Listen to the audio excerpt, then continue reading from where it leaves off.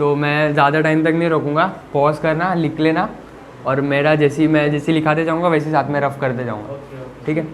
तो अब ये देखो, लीनियर क्या होता है, पहले लीनियर, क्वाड्रेटिक, क्यूबिक, है ना, 3 वेरिएशन होते हैं, यानी कि पॉलिनोमियल्स मैंने पहले लेक्चर में तुम लोग को बताया था, पर ये नहीं बताया था, वो बताया था मोनोमियल, बाइनोमियल, ट्राइनोमियल बताया था। पर ये देखो पॉलिनोमियल्स कैसे होते हैं। पॉलिनोमियल्स क्या, कोई भी इक्वेशन हो, ठीक है, वो 3 तरह के होंगे। एक तो होता है उनमें लीनियर, ठीक है, एक होता है क्वाड्रेटिक,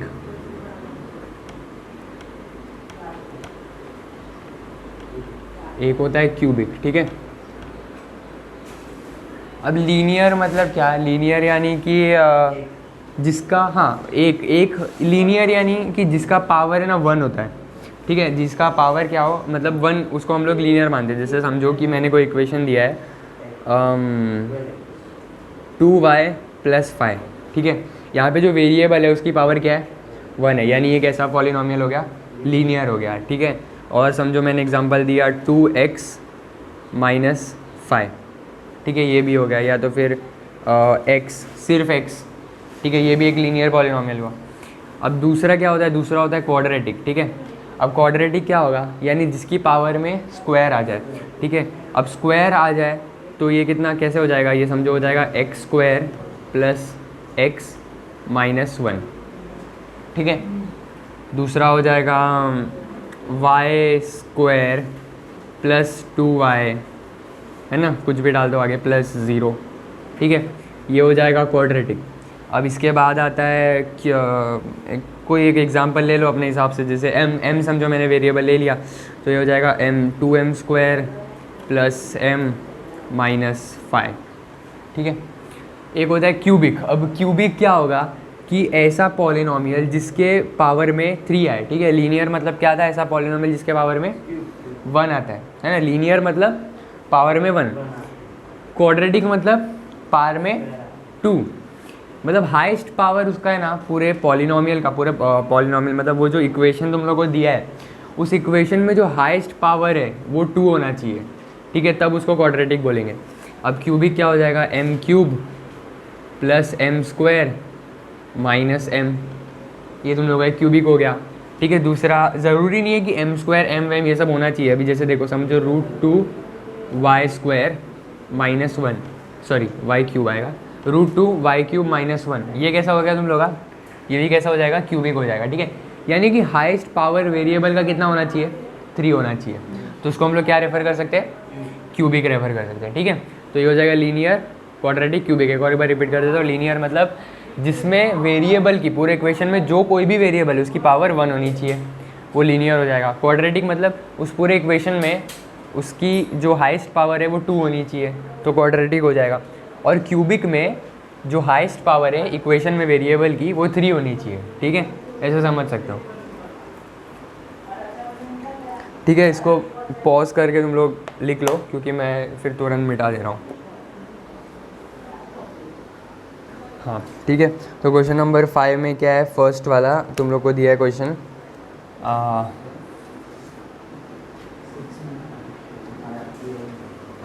2x² + 3x + 1, ठीक है। अब इसमें ध्यान दो, इसमें क्या है कि जो पूरा इक्वेशन है, सिंपल सी बात है, उसमें हाईएस्ट पावर कितना दिख रहा है, 2 दिख रहा है, यानी ये कैसा होगा, क्वाड्रेटिक पॉलिनोमियल, ठीक है।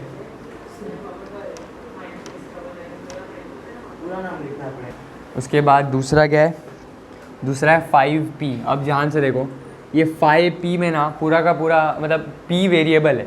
अब p में जो हाईएस्ट पावर है, यानी इस पूरे इक्वेशन में जो वेरिएबल का हाईएस्ट पावर है वो 1 है। अब 1 हाईएस्ट पावर मतलब क्या हो जाएगा, ये लीनियर पॉलिनोमियल, ठीक है, लीनियर। अब मैं थर्ड इक्वेशन बना रहा हूँ। थर्ड वाला क्या है, √2y - 1/2, ठीक है, √2y - 1/2। अब इसमें क्या होगा कि जो वेरिएबल है वो एक ही है, y।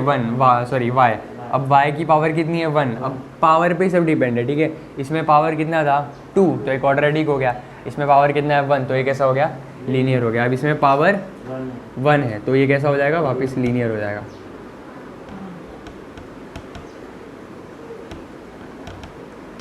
ठीक है।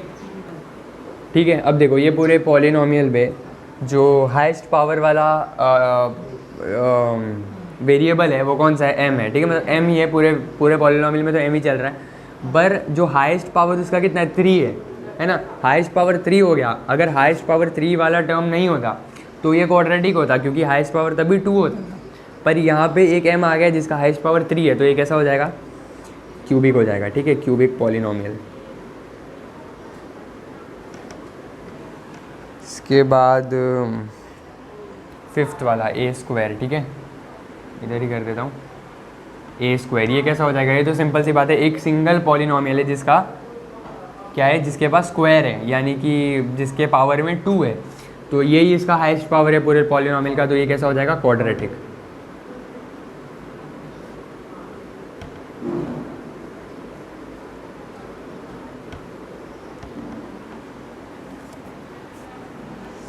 अब लास्ट वाला क्या है, 3r³।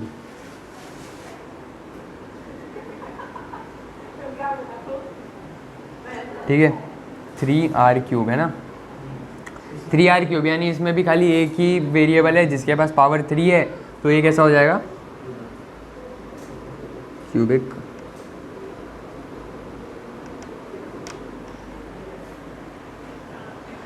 ठीक है, लिख लो, इतना पॉज करिए। ठीक है, तो अभी इसमें क्या दिया है देखो, 6, क्वेश्चन नंबर 6 दिया है, right the following polynomials in standard form. ठीक है, question number 6,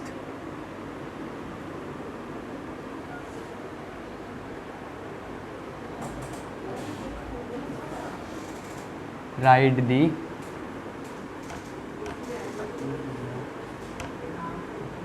polynomials in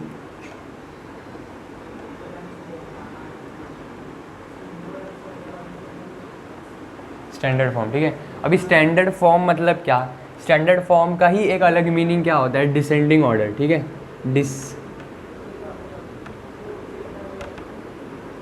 descending order. Descending order मतलब क्या होता है कि डिसेंडिंग मतलब क्या, डिसेंडिंग मतलब कि नीचे उतरना। ठीक है, यानी हाईएस्ट से लोएस्ट में जाना। तो हम लोग को कैसे करने का, स्टैंडर्ड फॉर्म पॉलिनोमियल्स का स्टैंडर्ड फॉर्म क्या होता है कि उसके पावर में, उसके पावर वाइज हम लोग उसको डिसेंडिंग ऑर्डर में पुट करें। यानी कि जो क्यूबिक वाला टर्म है, अभी क्यूबिक वाला मैंने बताया, क्यूब मतलब क्या होता है, ऊपर पावर में 3 होता है तो उसको क्यूब बोलते हैं, और अगर पावर में 2 है तो उसको स्क्वायर बोलेंगे। वैसे ही अगर पावर में 4 होगा तो वो फोर्थ वाला स्क्वायर हो जाएगा। तो वैसे ही क्यूब है, तो क्यूबिक को हम लोग को पहले रखने का है। अगर कोई फोर्थ मतलब किसी के पावर में अगर 4 है तो उसको उससे भी पहले रखने का। ठीक है, मतलब जिसका पावर सबसे ज़्यादा है उसको पहले रखना है, उसके बाद आगे वाले टर्म्स को रखना है। ठीक है, तो क्वेश्चन में समझते हैं क्या दिया है। पहला क्वेश्चन,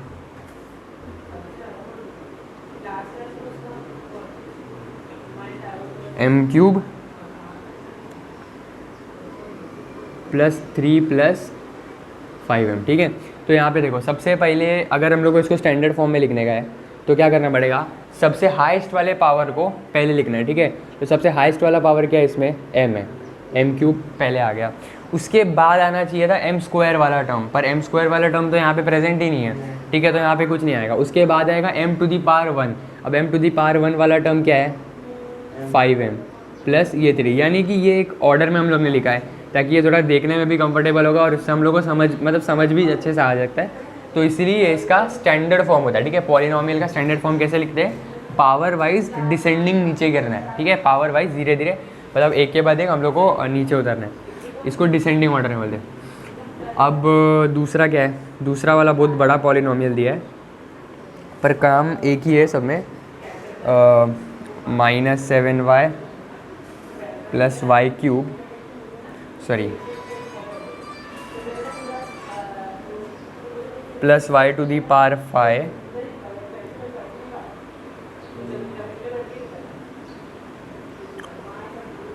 + 3y³ - 1/2 + 2y⁴ - y²। ठीक है, एक बार क्वेश्चन चेक कर लेता हूँ मैं। -7y + y⁵ + 3y³ - 1/2 + 2y⁴ - y²। ठीक है, अब देखो, मतलब ये पूरा का पूरा क्वेश्चन सेम ही है, कुछ अलग है नहीं इसमें। खाली क्या किया, इक्वेशन लंबा चौड़ा सा दे दिया है। ठीक है, माइनस प्लस साइन कुछ भी हो, इससे हम लोग को फ़र्क पड़ता नहीं है।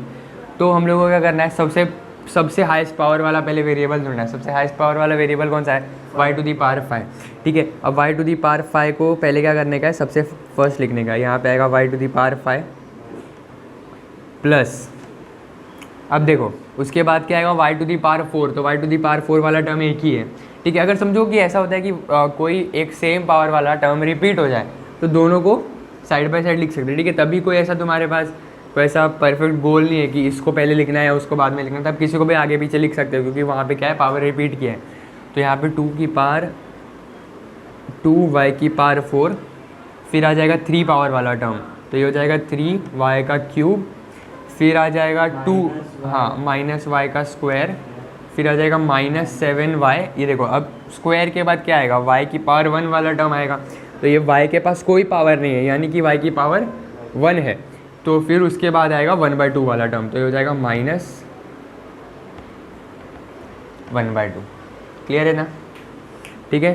तो कोई बहुत बड़ा काम इसमें किया नहीं है, इसमें सिर्फ एक ही चीज़ किया है कि पावर वाइज डिसेंडिंग ऑर्डर में अरेंज कर दिया, ठीक है। इतना लिख लो पॉज करके।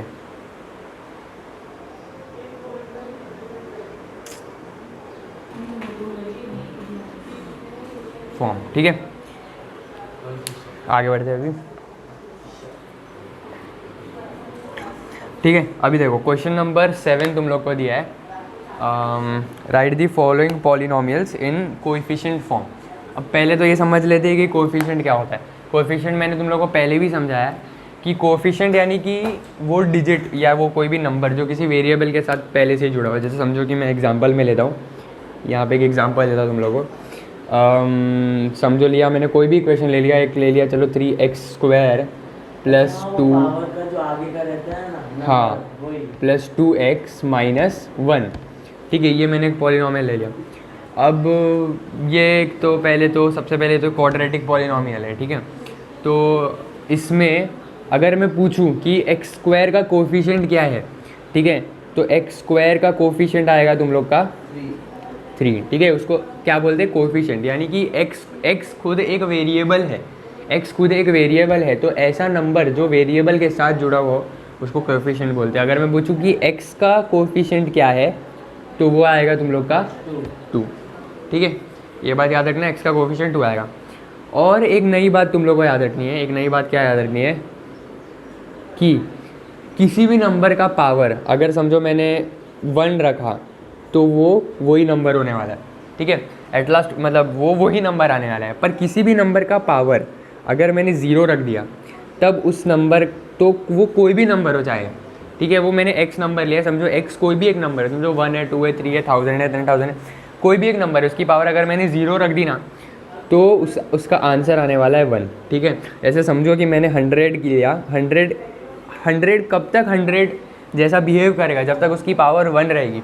जैसे ही मैं उसकी पावर को 0 कर दूंगा ना तब भी उसकी वैल्यू हो जाएगी 1, चाहे वो कितना भी बड़ा नंबर हो, ठीक है। समझो मैं इतना बड़ा एक नंबर ले लिया, ठीक है, इतना बड़ा समझो एक नंबर ले लिया और मैंने इसकी पावर 0 कर दी, तो इसका आंसर कितना आने वाला है, 1 आने वाला है।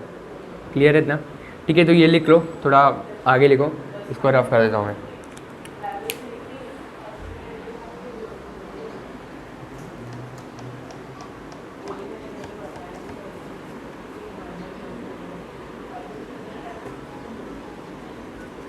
ठीक है, तो कोएफिशिएंट क्या होता है सबसे पहले तो ये हम लोग ने समझ लिया। अब पॉलिनोमियल्स को कोएफिशिएंट फॉर्म में लिखना है, तो उसको कैसे लिखेंगे, तो बहुत ही ईजी है, कोई हार्ड तो है नहीं है, ठीक है।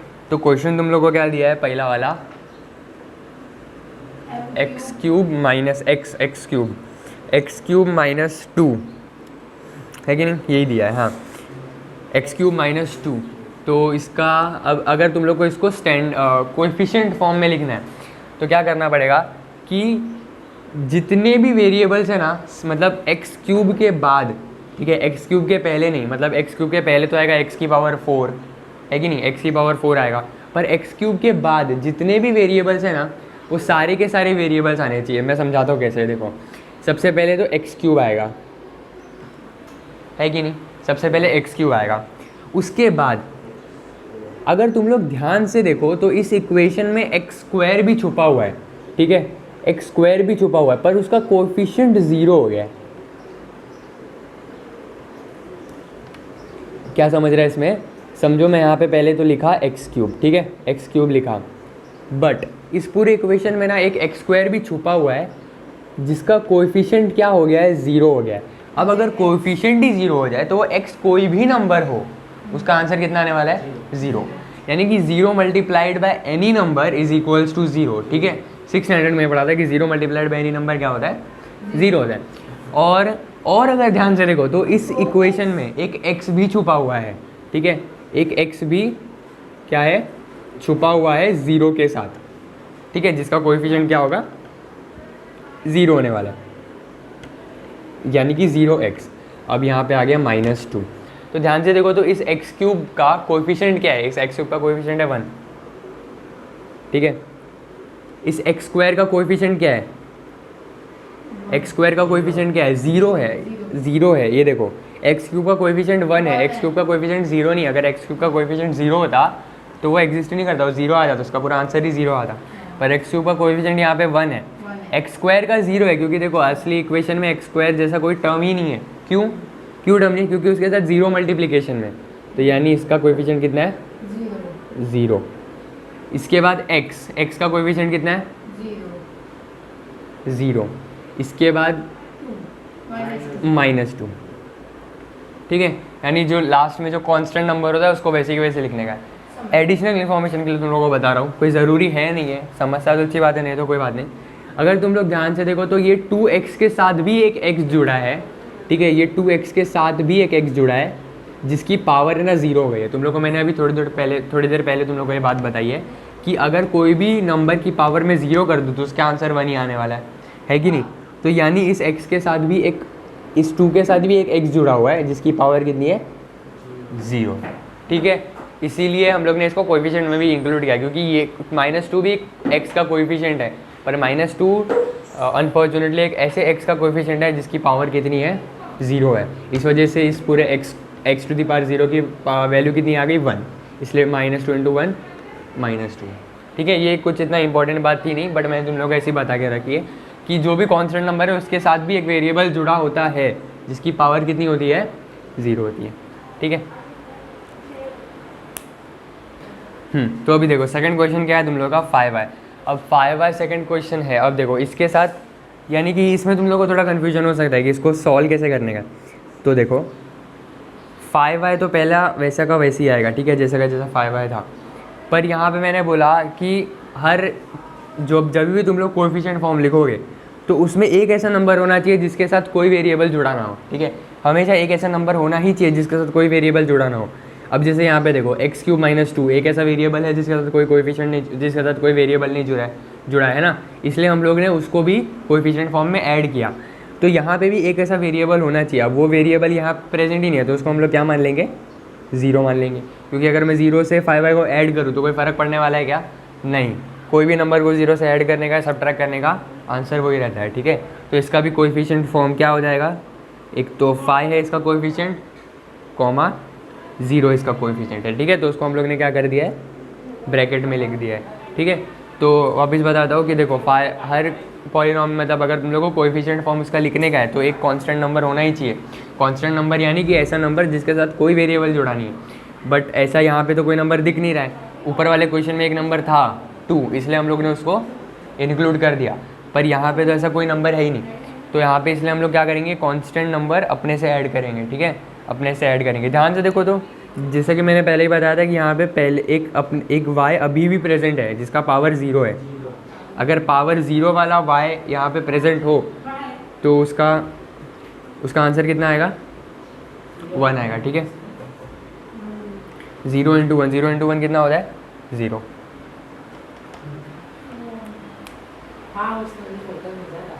यहाँ पे क्या करना है, right the polynomials in standard form. और इसका तुम लोग को क्वेश्चन दिया है सबसे पहला 1, 2 और 3, ठीक है। तो देखो ये थोड़ा एडवांस, मतलब एडवांस तो नहीं बोल सकते ऐसा, लेकिन ऐसा है कि इसमें थोड़ा ज़्यादा दिमाग लगा है, ठीक है, मतलब थोड़ा सा ज़्यादा दिमाग लगा है। अगर ध्यान से तुम लोग लेक्चर देख रहे हो और जिससे भी पढ़ रहे हो तो तुम लोग को समझ जाएगा। देखो इसमें क्या किया है कि कोएफिशिएंट फॉर्म में तुम लोग को पहले क्वेश्चन दे दिया है, यानी कि ये तुम लोग को कोएफिशिएंट फॉर्म में दिया है, ठीक है। यानी अब लास्ट वाले क्वेश्चन में हम लोग ने क्या किया था कि जैसे समझो कि हम लोग को एक कोई भी क्वेश्चन उठा लेता हूँ, भैया मैं बताऊं 1x² प्लस रुक सही आएगा, समझो 5y, ठीक है। नहीं तो चलो ये वाला ले लेता हूँ, x³ माइनस 2, ठीक है। समझो ये वाला मैंने एक एग्जांपल ले लिया। अब इसको मैं अगर मुझे कोएफिशिएंट फॉर्म में इसको लिखने का, तो हम लोग का कोएफिशिएंट फॉर्म में इसका वैल्यू कितना आया था, इसका वैल्यू आया था 0, सॉरी इसका वैल्यू आया था 1, 0, 0, -2, ऐसे ही कुछ वैल्यू आया था हम लोग का, लेकिन ये आया था ना, ये आया था। और ये हम लोग का आया था लास्ट वाले क्वेश्चन में। अब ध्यान से देखो इसको, तो ये सारे 1, 0, 0, -2 ये एक्चुअली है क्या, ये एक्चुअली कोएफिशिएंट्स है, ठीक है। इसी इक्वेशन के कोएफिशिएंट्स मैंने लिखे, यानी कि मैं पहले यहाँ से यहाँ गया, ठीक है। यानी स्टैंडर्ड फॉर्म में पहले इक्वेशन था, उसको मैंने कोएफिशिएंट फॉर्म में कन्वर्ट किया। कोएफिशिएंट फॉर्म मतलब कि सिर्फ कोएफिशिएंट उसका मैंने लिखा है, ठीक है, ब्रैकेट में। अब मैं क्या करूँगा, वापस कोएफिशिएंट फॉर्म से ना स्टैंडर्ड फॉर्म में जा रहा हूँ, यानी मुझे कोएफिशिएंट फॉर्म में क्वेश्चंस दे दिए, अब मुझे उसी को स्टैंडर्ड फॉर्म में लिखना है, एक्स के टर्म्स में लिखना है, वेरिएबल के टर्म्स में लिखना है, वेरिएबल इंक्लूड करना है। तो इसमें मैं क्या करूँगा कि देखो, अगर मुझे इसको ऊपर वाले टर्म मतलब ऊपर वाले टर्म के हिसाब से लिखने का है, तो सबसे पहले क्या होगा, -2। देखो जो हमेशा लास्ट वाला जो कोएफिशिएंट हम लोग यूज़ करते हैं वो हमेशा कांस्टेंट रहता है कि नहीं, कांस्टेंट वाला नंबर रहता है। या तो ऐसा समझ सकते हो कि या एक ऐसा नंबर रहता है जिसके साथ x की पावर या वेरिएबल की पावर 0 इंक्लूड है ना। वेरिएबल की पावर 0 मतलब क्या, आंसर 1 आने वाला है कि नहीं। थोड़ा सा ही डिफिकल्ट जा रहा है, तो मैं ईजी करता हूँ कि समझो ये दे दिया है, मेरे 4 नंबर यहाँ पे दे दिए, यानी 4 नंबर ये क्या है, चारों के चारों कोएफिशिएंट्स है, इस क्वेश्चन के कोएफिशिएंट्स है, ठीक है। ये क्वेश्चन ये एक्चुअली इसको हम लोग कैसे लिख सकते थे, इसको लिख सकते थे x की पावर 3 + 0 x की पावर 2 + 0x - 2, ऐसा हम लोग इस क्वेश्चन को लिख सकते थे, ठीक है। तो मैंने उसके खाली क्या किया, कोएफिशिएंट्स निकाल के यहाँ रख दिए। अब मैं क्या कर रहा हूँ, ठीक है।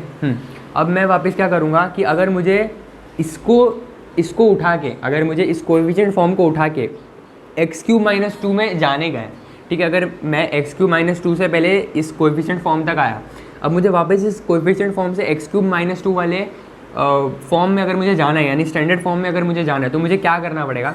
ध्यान से देखो, हमेशा जो लास्ट वाला टर्म होता है, लास्ट वाला कोएफिशिएंट हम लोग लिखते हैं, वो एक कांस्टेंट नंबर ही होता है। ये तो लिख के ले लो कि वो हमेशा क्या होता है, एक कांस्टेंट नंबर होता है। या तो ऐसे समझ सकते हैं, एक ऐसा नंबर जिसके साथ x की पावर 0 जुड़ी हुई है, तो x की पावर 0 मतलब 1 हो जाएगा। तो यानी कि पहले तो ये आ गया, ये कांस्टेंट नंबर ही रहने वाला है। अब देखो 0, ठीक है। जैसे जैसे तुम लोग राइट टू लेफ्ट जाते जाओगे, ठीक है, जैसे जैसे तुम लोग राइट टू लेफ्ट जाते जाओगे, x की पावर एक इंक्रीज होते जाएगी। यहाँ पे x की पावर हो जाएगी 1, ठीक है, x की पावर 1। अब वापिस एक साइड एक स्टेप तुम लोग पीछे आए, एक साइड लेफ्ट के साइड एक शिफ्ट हुए, तो यहाँ पे हो जाएगी x की पावर 2, ठीक है, प्लस।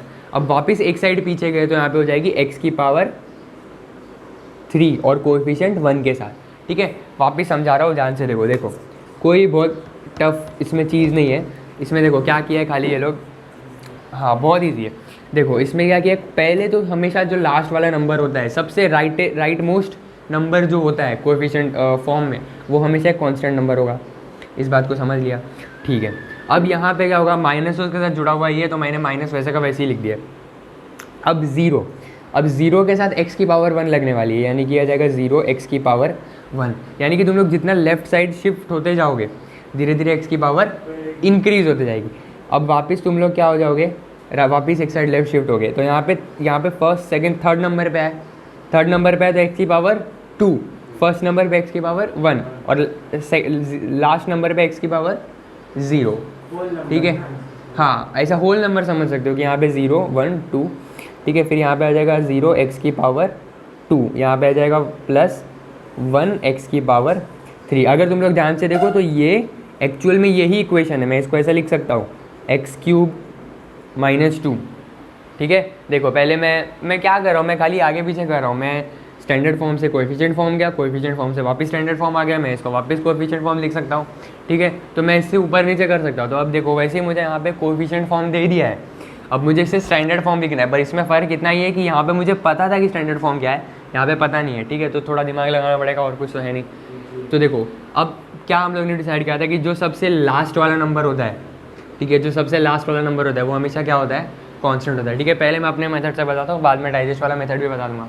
तो जो लास्ट वाला नंबर होता है वो क्या होता है, कांस्टेंट होता है।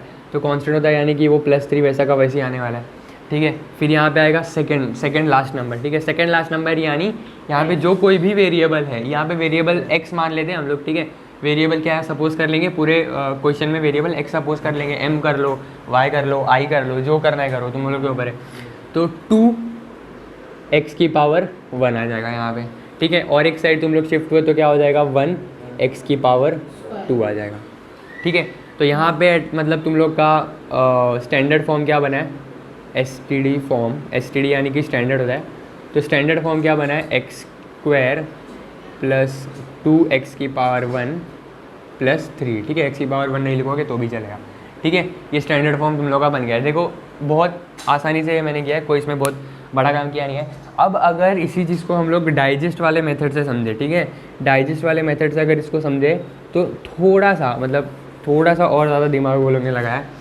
वो लोग ने, ये तो पहले मेरा मेथड था, ठीक है, ये था मेथड 1, है कि नहीं, हाँ मेरा मेथड 1।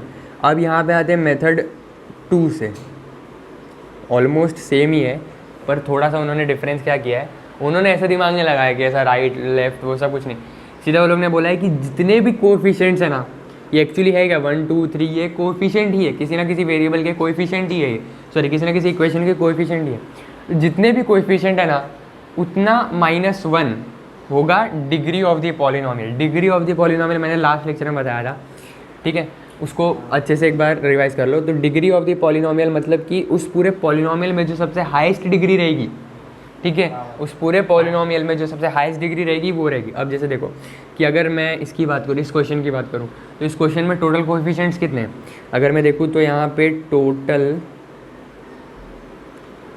कोएफिशिएंट्स है 3, ठीक है। यहाँ पे टोटल कोएफिशिएंट्स कितने हैं, 3। अब मुझे अगर यहाँ पे देखने का है कि अब मैं क्या करूँगा कि टोटल कोएफिशिएंट -1, ठीक है, मेरा आएगा डिग्री ऑफ द पॉलिनोमियल, ठीक है। ये लोग ने बताया कि डिग्री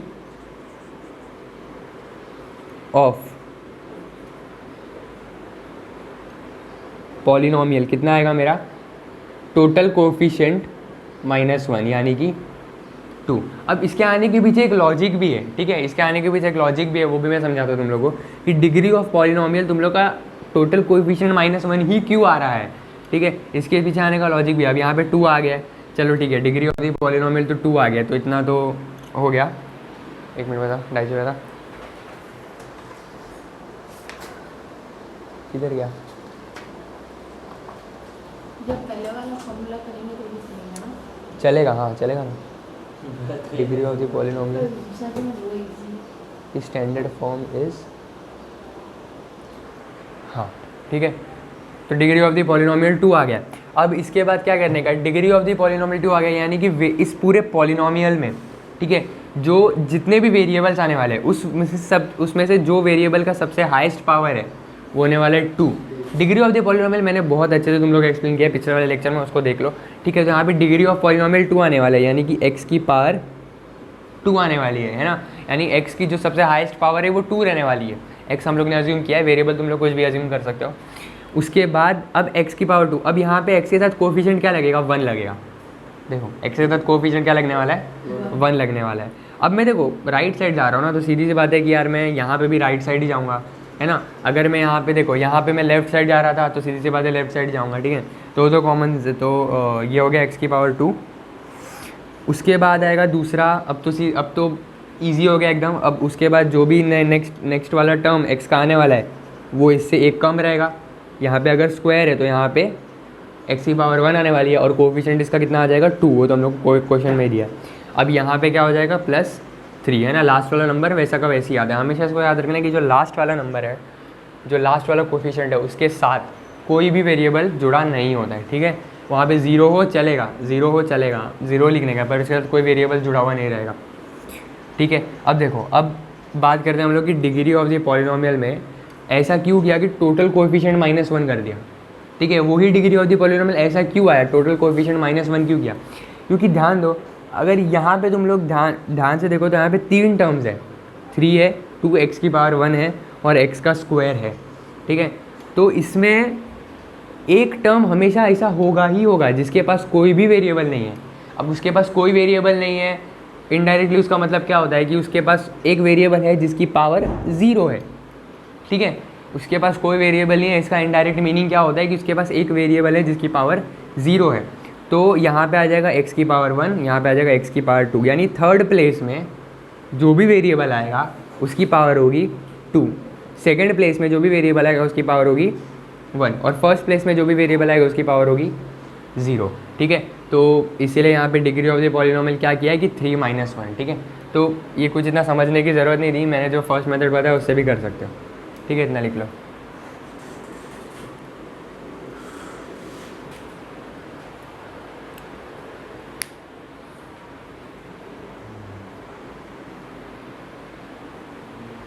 ठीक है, तो एक वापस एक बार बता देता हूँ क्या था इसमें।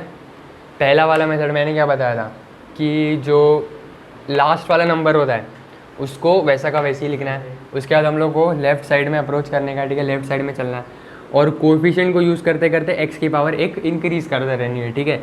और जो इसमें क्या दिया है और डाइजेस्ट में क्या दिया है, डाइजेस्ट में दिया है कि पहले तो टोटल नंबर ऑफ कोएफिशिएंट कितने हैं वो लिखो, उसके बाद डिग्री ऑफ द पॉलिनोमियल यानी कि उस पॉलिनोमियल जो सबसे हाईएस्ट डिग्री है वो कितनी होगी वो तुम लोगों को कैसे मिलेगा 3 - 1, ठीक है। 3 - 1 कर दो, 3 - 1 मतलब कि 3 - 1 क्यों किया मैंने, मतलब टोटल कोएफिशिएंट -1, कितने भी कोएफिशिएंट रहे, चाहे 15 कोएफिशिएंट रहे चलता, -1 कर देते 14 आता, डिग्री ऑफ द पॉलिनोमियल 14 हो जाता, ठीक है।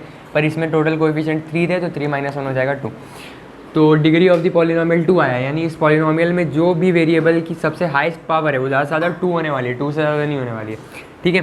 तो ये हो जाएगा x⁻2 + 2 x⁻1, मतलब फिर तो हम लोग राइट साइड में चल दे गए, ठीक है। सबसे हाईएस्ट पावर क्या है 1 है, तो 1 वाले को उठा के यहाँ रख दिया, उसके बाद क्या है 2 है तो 2 वाले को उठा के यहाँ रख दिया, ठीक है।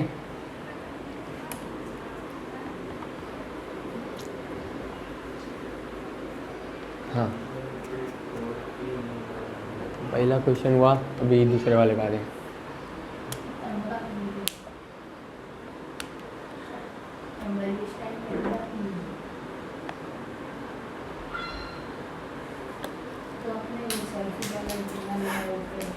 ठीक है, सेकंड क्वेश्चन क्या दिया तुम लोग को, 5, 0, 0, 0, -1, ठीक है। 5, 0, 0, -1। अब देखो इसमें क्या किया है कि बस एक लंबा चौड़ा कोएफिशिएंट फॉर्म में तुम लोग को दे दिया है, उसी को क्या करना है स्टैंडर्ड फॉर्म में तुम लोग को कन्वर्ट करना है। कैसे करोगे, कैसे करके बताओ, ठीक है, दोनों मेथड से बता दो, ठीक है, तुम लोग को दोनों मेथड से बता देता हूँ। पहले तो हाँ, पहले तो -1 वैसा का वैसे ही आएगा, ठीक है, उसके साथ कोई भी वेरिएबल जुड़ा नहीं होगा। फिर एक है 0, यानी 0 के साथ होगा x⁻1, फिर यहाँ पे प्लस आएगा, ठीक है। अब देखो 0x है, यानी कि 0x है, तो इसका मतलब क्या होता है कि 0 ही आने वाला है, x के जगह कुछ भी हो, 1 हो, 2 हो, 5 हो, 10 हो, कितना भी हो, आंसर 0 ही आने वाला है। अब जब 0 आंसर आने वाला है तो मैं आगे प्लस लिखूँ या माइनस लिखूँ, इससे कोई फ़र्क नहीं पड़ता है, ठीक है। अगर किसी को डाउट है कि ये प्लस क्यों आ रहा है, यहाँ पे माइनस आना चाहिए, तो यहाँ पे माइनस भी लिखा ना तो भी चलेगा, ठीक है। तो हो जाएगा 0x⁻1, फिर हो जाएगा 0x⁻2, तुम लोग बोलो मत, अभी वीडियो रिकॉर्ड कर रहा हूँ। फिर यहाँ पे हो जाएगा 0x⁻3 और यहाँ पे हो जाएगा, यहाँ पे क्या हो जाएगा 5x⁻4, ठीक है। ऐसे भी देखो समझ सकते हो कि 1 2 3 4 5 5 टर्म्स है, हाईएस्ट पावर 4 गया, यानी हाईएस्ट पावर उतना ही जाने वाला है जितना कोएफिशिएंट है, मतलब कोएफिशिएंट -1 जो वैल्यू आएगी उतना हाईएस्ट पावर जाने वाला है, ठीक है। क्योंकि उसमें से एक ऐसा पावर होने वाला है जिसके पास कोई, एक ऐसा कोएफिशिएंट होने वाला है जिसके पास कोई वेरिएबल पावर वाला है ही नहीं, ठीक है। इसलिए हमेशा एक माइनस होता है, ठीक है। ये तो मेथड 1 हो गया, है कि नहीं, ये मेथड 1 हो गया। अब मेथड 2 क्या है इसका, मेथड 2 क्या है कि पहले तो टोटल नंबर ऑफ कोएफिशिएंट लिखो। ऐसा कोई ज़रूरी नहीं है कि तुम लोगों को किसी एक पर्टिकुलर मेथड से करना है, जिस मेथड से चाहिए उस मेथड से कर सकते हो। टोटल कोएफिशिएंट कितना दिया है 1 2 3 4 5, यानी कि 5 टोटल कोएफिशिएंट है, ठीक है। अब डिग्री ऑफ पॉलिनोमियल कितना होगा,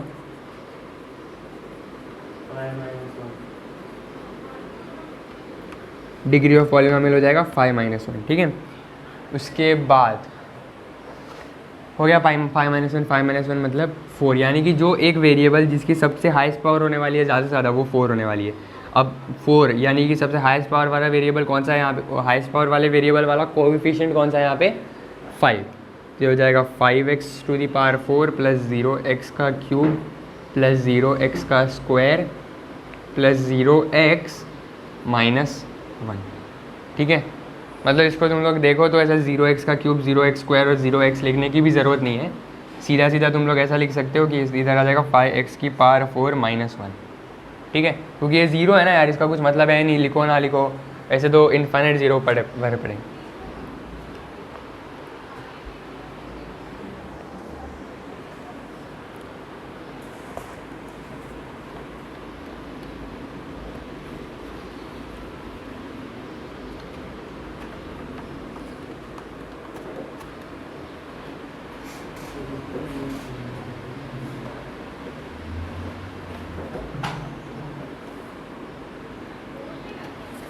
हाँ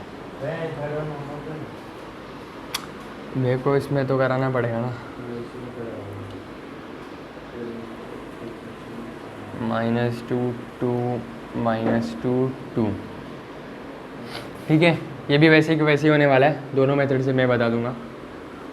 पहले तो मेथड 1, ठीक है। मेथड 1 क्या होगा, 2 ऐसा का वैसे ही आएगा, ठीक है, प्लस -2x⁴ 1, फिर यहाँ पे क्या आ जाएगा प्लस 2x⁴ 2, और यहाँ पे आ जाएगा -2x⁴ 3, ठीक है। पहले 2 ऐसा का वैसे ही आया, इसके बाद हम लोग एक नंबर शिफ्ट होते गए, एक प्लेस शिफ्ट होते गए, और x⁴ इंक्रीज़ होते गए।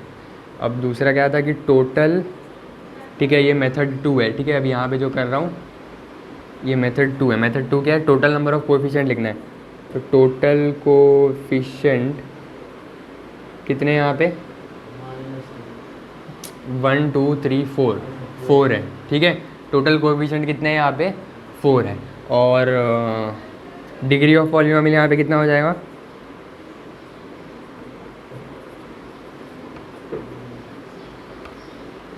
डिग्री ऑफ पॉलिनोमियल यहाँ पे कितना हो जाएगा, यहाँ पे हो जाएगा 4 - 1 विच इज़ इक्वल्स टू 3, ठीक है। हमेशा डिग्री ऑफ पॉलिनोमियल क्या आने वाला है, टोटल कोएफिशिएंट जितने भी है उसमें से 1 माइनस कर दो, ठीक है। अब क्यू कैसे हो मैंने बता दिया थोड़ी देर पहले, पर उसको समझने की इतनी ज़रूरत है नहीं, क्योंकि 4 - 1 3 मतलब होगा, ये तुम लोग याद कर सकते हो। तो डिग्री ऑफ पॉलिनोमियल यानी कि एक ऐसा वेरिएबल जिसकी सबसे हाईएस्ट पावर होने वाली है, वो होने वाली है ज़्यादा से ज़्यादा 3 से ज़्यादा कोई ऐसा वेरिएबल रहने नहीं वाला है, ठीक है। अब देखो, अब यहाँ पे सबसे हाईएस्ट वाला क्या दिया है, -2, तो बिठा दो इसको, फिर तो क्या सब आसान हो गया फिर।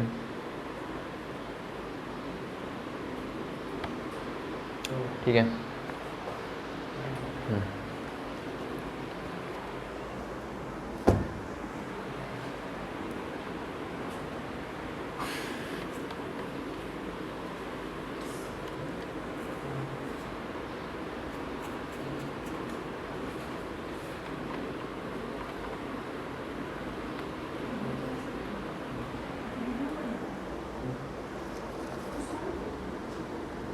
ठीक है।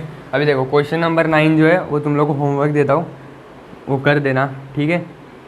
और क्योंकि उसमें कोई बताने लायक है नहीं, मैंने तुम लोग को पहले ही बता दिया है कि पॉलिनोमियल्स, वापस एक बार इधर उसको रिवाइज़ कर देता हूँ। वो चीज़ को क्या था कि जो पॉलिनोमियल्स हैं, ठीक है, जो पॉलिनोमियल्स होते हैं उनमें क्या होता है, पहले तो 3 डाइवर्जन होता है, ये पिछले लेक्चर में भी बताया। एक होता है बाइनोमियल, एक होता है मोनोमियल, ठीक है, इधर आएगा मोनोमियल, फिर यहाँ पे आएगा बाइनोमियल, यहाँ पे आएगा ट्राइनोमियल। मोनोमियल मतलब कि समझो 2x हो गया या 5y हो गया या सिंपल से z हो गया, वो मोनोमियल। बाइनोमियल मतलब 2x प्लस x, ये बाइनोमियल हो गया, ठीक है। ऐसे कि और हो गया कि 2y² माइनस y, या फिर 2z² प्लस 5z, ठीक है। और ट्राइनोमियल मतलब 3 हो जाएंगे, यानी x³ plus x square plus x, ये भी एक ट्राइनोमियल है। फिर हो जाएगा 5z का क्यूब माइनस 5x की पावर 4, सॉरी 5z की पावर 4 प्लस z, ये भी एक ट्राइनोमियल हो गया। ठीक है, तो ट्राइनोमियल यानी कि 3 बार वेरिएबल आएगा। ठीक है, वो भी एडिशन में, ऐसा मतलब 3 वेरिएबल अलग अलग रहेंगे एडिशन में। बाइनोमियल मतलब कि 2 वेरिएबल रहेंगे एडिशन में, और मोनोमियल मतलब सिर्फ एक ही रहने वाला है। अब इसको आज मैंने और 3 अलग अलग पार्ट्स में क्लासीफाई किया। एक होता है लीनियर, एक होता है क्वाड्रेटिक, और एक होता है क्यूबिक। लीनियर मतलब कि जिसकी पावर कितनी हो, जिस पूरे वेरिएबल, पूरे पॉलिनोमियल में जिसकी वेरिएबल की हाईएस्ट पावर हो 1, इसकी में हाईएस्ट पावर कितनी होनी चाहिए 2, इसमें हाईएस्ट पावर कितनी होनी चाहिए 3। अब फटाफट एग्जांपल बता दो एक, ऐसे समझो कि 5x प्लस 2 ये लीनियर है, 5x square minus x plus 2। ठीक है, यहाँ पे आ जाएगा 2x cube minus x square plus 1। ठीक है, ये कैसा है क्यूबिक है, यानी कि हाईएस्ट पावर कितनी होनी चाहिए 3 होनी चाहिए, हाईएस्ट पावर कितनी होनी चाहिए 2 होनी चाहिए, और ये होना चाहिए 1। ठीक है, तो जो होमवर्क दिया था तुम लोगों को, वो कमेंट भी बात करके बता सकते हो, या तो कमेंट कर लेना, उस कमेंट करके बता देना, या तो फिर मुझे भेज देना, मतलब ग्रुप पे भेज देना, पर उसको करके भेज देना। ठीक है, तो पहला एक्सरसाइज ख़त्म होगा, अभी सेकंड एक्सरसाइज में करेंगे कल। चलो हो गया।